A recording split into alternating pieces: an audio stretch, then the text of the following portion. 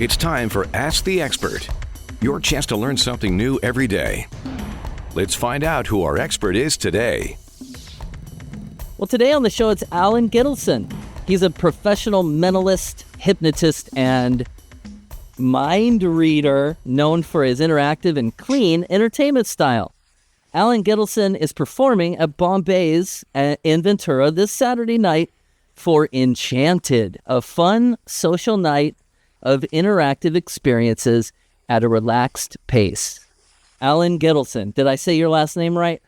Yes, spot on. Perfect, Barry. Barry Funkhouser, I'm imagining, is how you say it. That's right. That's right. All right. And we can find you at mentalwires.com.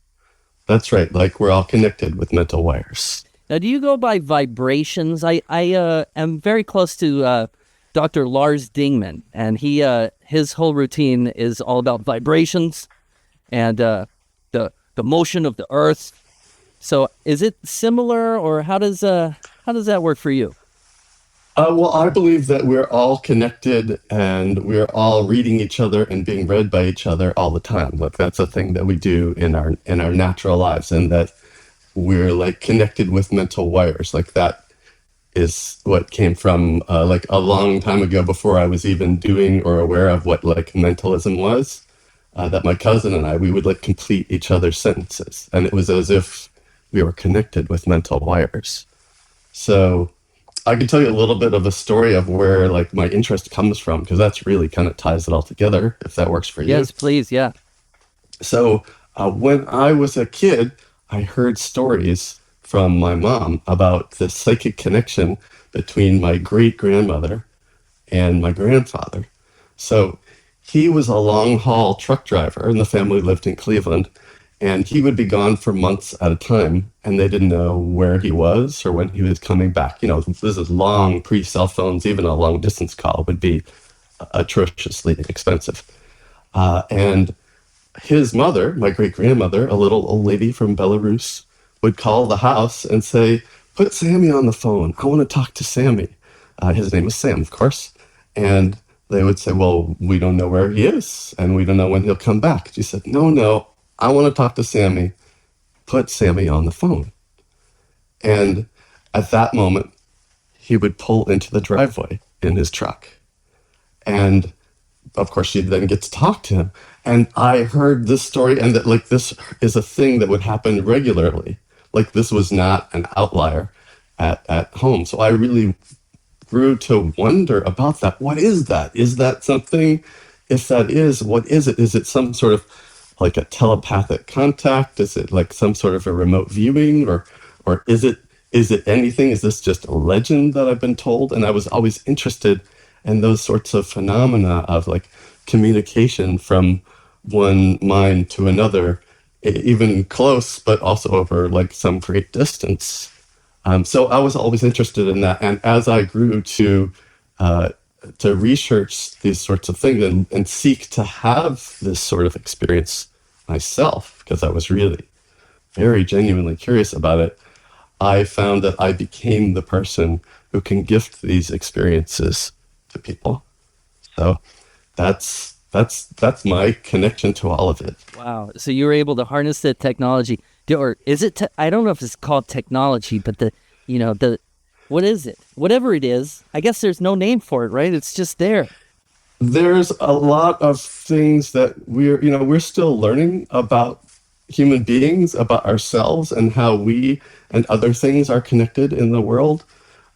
So we know a little bit, but we know that we communicate in ways beyond just words. Words are abstract representations of thought. They're not actual thoughts, but there are ways through scent and other things that we are able to understand each other, that we can get concepts and ideas across and share them.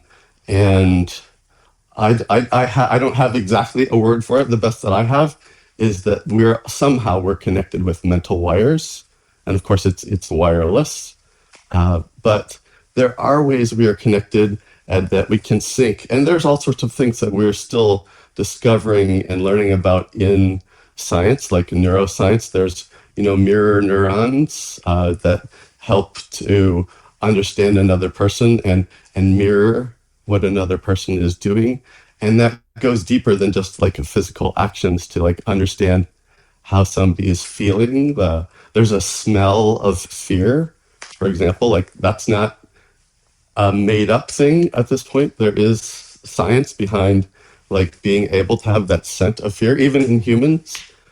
We have some, we, people talk about like the five senses of, sight, smell, touch, taste, hearing, those sorts of things. But we also have like our inner ear, which gives us a sense of balance. We have some electromagnetic senses about like that affects people, like how they sleep, like what direction that they sleep, where they sleep better, and things like that, and all sorts of things that we're still like discovering. And even in balance, there are multiple senses involved, because if your inner ear is out of alignment with what you see and some other senses of touch, that's what can give people, extreme dizziness.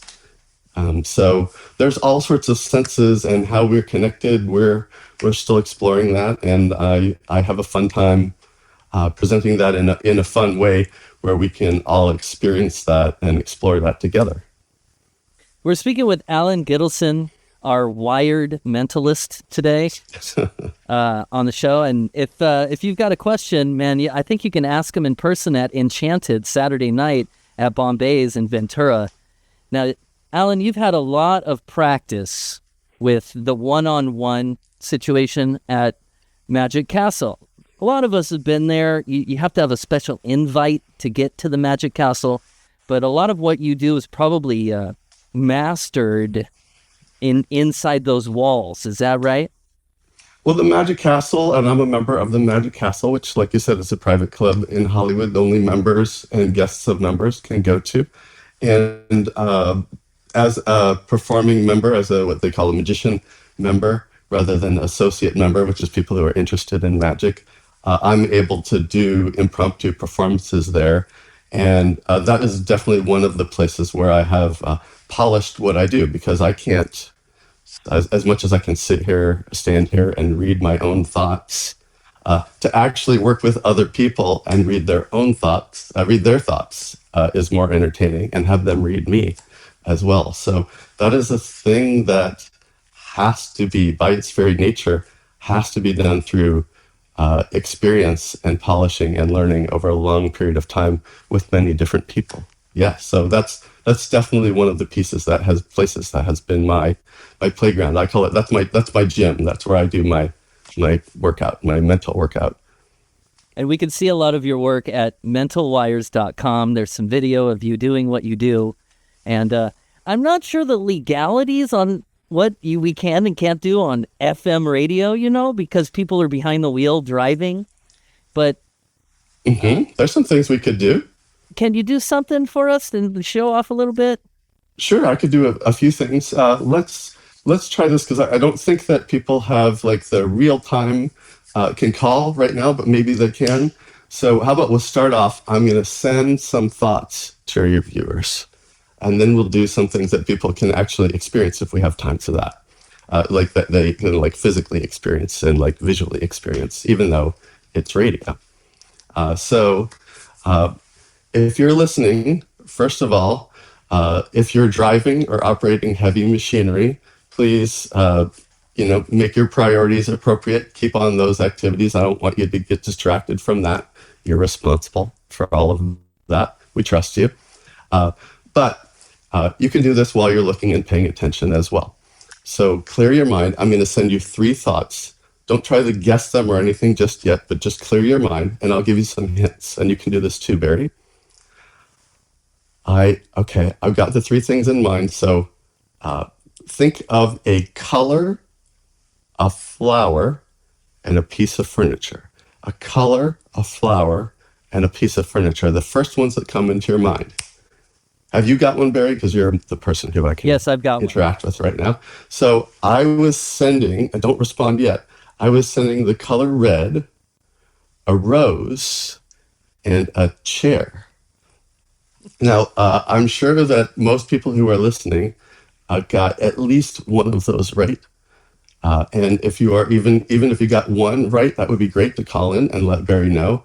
But I'm sure that a lot of people would get at least two of those right. And some people get all three. And definitely, if you got all three, you call in and let Barry know, or write into the Comment below station. on this video and let us know what your results are right here. Bottom here. Yes. Comment below.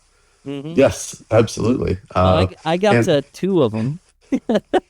Okay, which one? Oh, that's fantastic. You got two of them, so that's very good. You're above average. I got red, rose. Okay, red. Okay. And then futon was the one I was thinking. A futon. I was actually thinking of like a bed first. So like a bed, if you mix a bed and a chair, that's kind of like a futon. So maybe we're on the same wavelengths. Yeah. The internet is kind of hairy there. You know. Yes. If we were in person, we'd probably get closer. Yes, yes. And before I go further, I should give the link where they can get the tickets as well for the event on Saturday at Bombay Bar and Grill. It's ladiesintuitiveparty.eventbrite.com. So anybody can come, but it's called ladiesintuitiveparty.eventbrite.com. And anybody can come to that. CameraRadio.org too. Okay, you'll have a link at Camera Radio. Fantastic. That's right. Would you like something like visual that people can do as well? This would be really fun. Also for you, if you have time for it. For our watching audience. So if you're listening, you could listen and do it too. Okay. And because it's not something that you will see me do. It's something that you will see yourself in your own space, in your own body. I can have people shrink a finger, and we can grow their finger and make it longer. So everybody's going to experience that at home or wherever they are in their own space. Again, if you are driving or operating heavy machinery, please exercise caution, pay attention to the road or whatever you're doing. So first we're going to shrink your finger. So, and you can do this too, Barry. I'm going to take off my glasses so I'm prepared. You can leave yours on or off.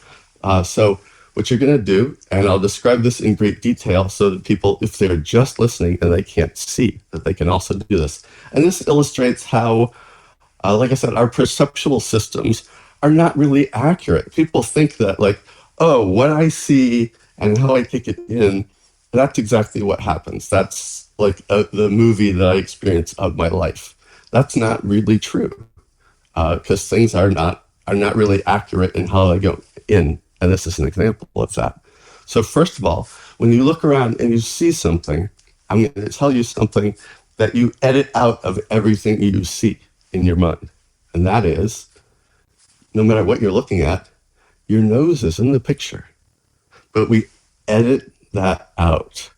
We don't ever say, oh, I'm tired of looking at my nose all day.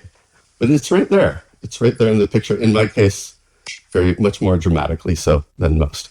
So anyhow, what we're going to do is shrink your finger. So you're going to take your palm, your open left palm, and put that on your forehead such that your wrist, the area of your wrist, about the area where you would have a wristwatch or a bracelet, if you're having that, is up against the space between your eyes. So you can, if you were looking forward, you can see with both eyes. So that thin part of your wrist is there. And Barry's got a good example of that. Yes. Okay. So it's just like that. If people who are watching can see from the side, it's just very close.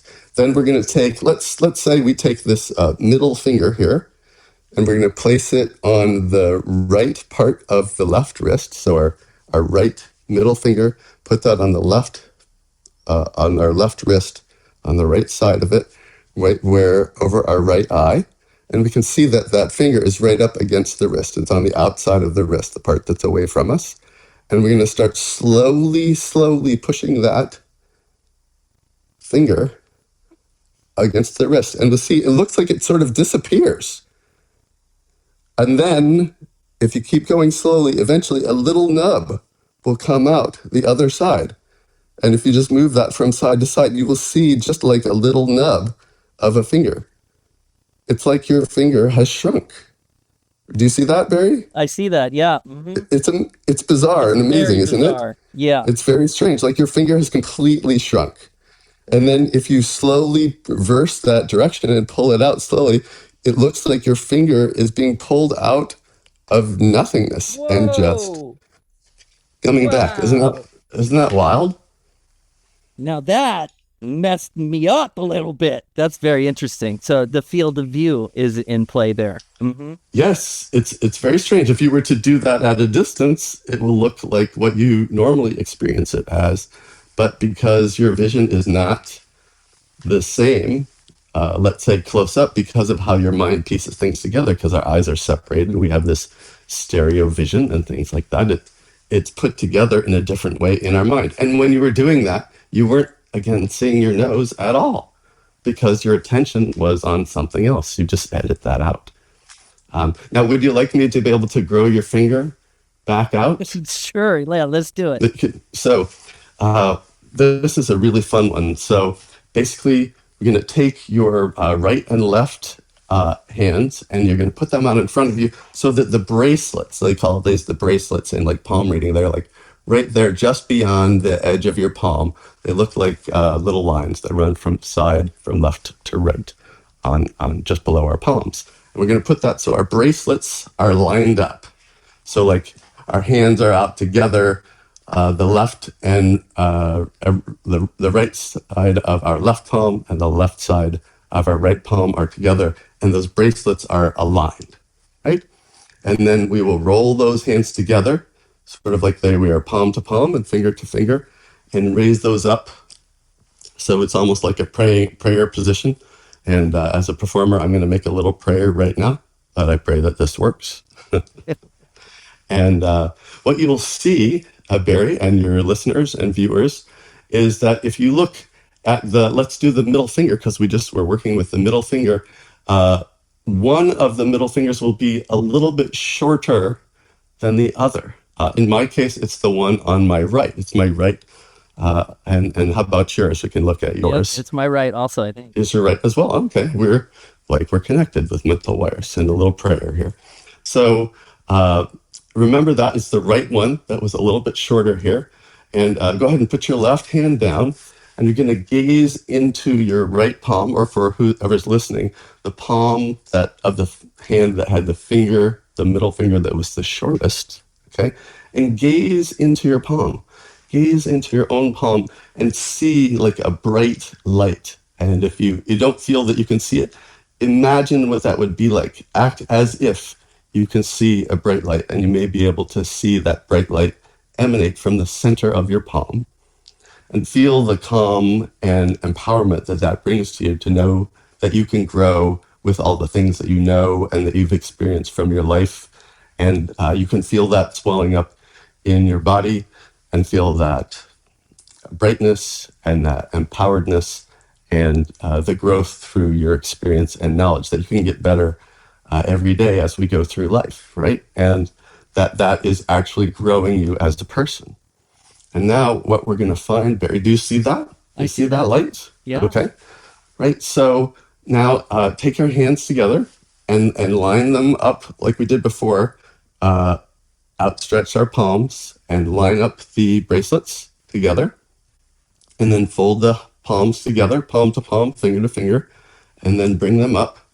And I believe you will see, in my case, is definitely my right finger. That's the one on this side over here where my head is, for those who are watching. You can see that is significantly higher. How about yours, Barry? Yeah, absolutely. That's weird. Right? So that has grown. So doing this exercise, you may be able to grow your fingers a little bit and release you. You can separate your hands now. You can grow your fingers. If you do that a little bit every day, over a week or so, you can grow your finger a few inches. You might want to do it on the other finger. And if you need to, maybe this works with other body parts. I cannot guarantee it, but please act responsibly. Wow. Well, that is just, I hope nobody was driving while they were staring at their palm, but that's just one of the things that you can experience in person. Saturday night, Allen Gittelson, mentalwires.com. It's going to be happening at Bombay. It's Enchanted, a fun social night of interactive experiences at a relaxed pace. Boy, this is fun. Allen, thank you for coming on. Is there anything else that you want to tell the listeners before we get out of here? Just to say that the link for the tickets is ladiesintuitiveparty.eventbrite.com. And, I do performances for to connect friends and family at private events.